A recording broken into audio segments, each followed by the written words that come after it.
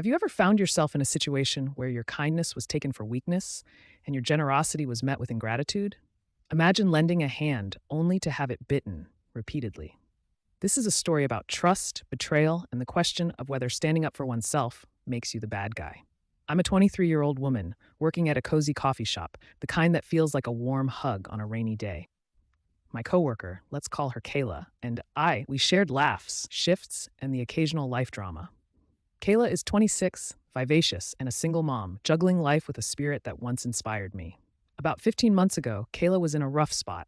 Picture this. She was literally sobbing beside the espresso machines, her words tumbling over each other about vet bills that piled up and rent that loomed like a storm cloud.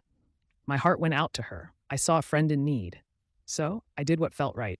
I lent her $800 cash. We even wrote it down and signed it, a promise between friends that she would pay me back. Fast forward to today, and I've seen exactly $100 of that money returned.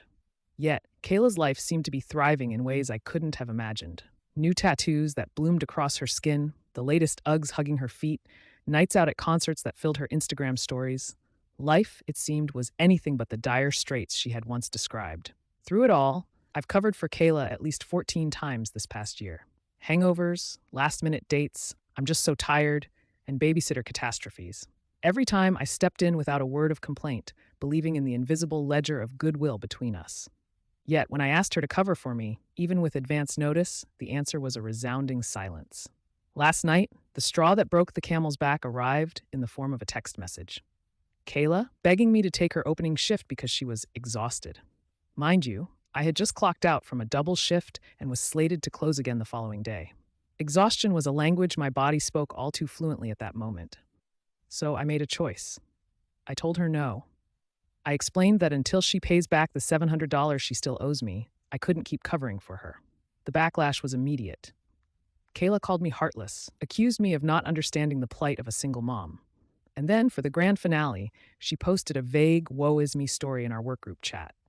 Suddenly, I was the villain in a narrative I didn't recognize, painted as someone holding money over the head of a struggling friend. I found myself questioning everything. Was I wrong for wanting to stand up for myself? For asking to be repaid and respected? The situation left me almost $800 short and feeling like a doormat in a friendship that I thought was built on mutual respect. So here I am, sharing this story, not for sympathy, but for clarity.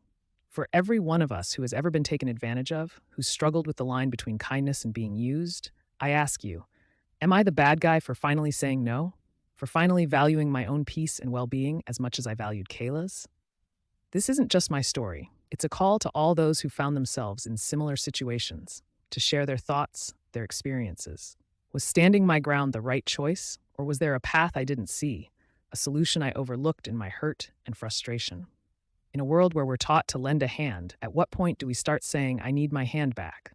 I invite you to weigh in, to share your stories of generosity, boundaries, and the delicate dance between helping and enabling. Because in the end, it's not just about figuring out who's in the wrong. It's about learning how we can do right by ourselves and each other.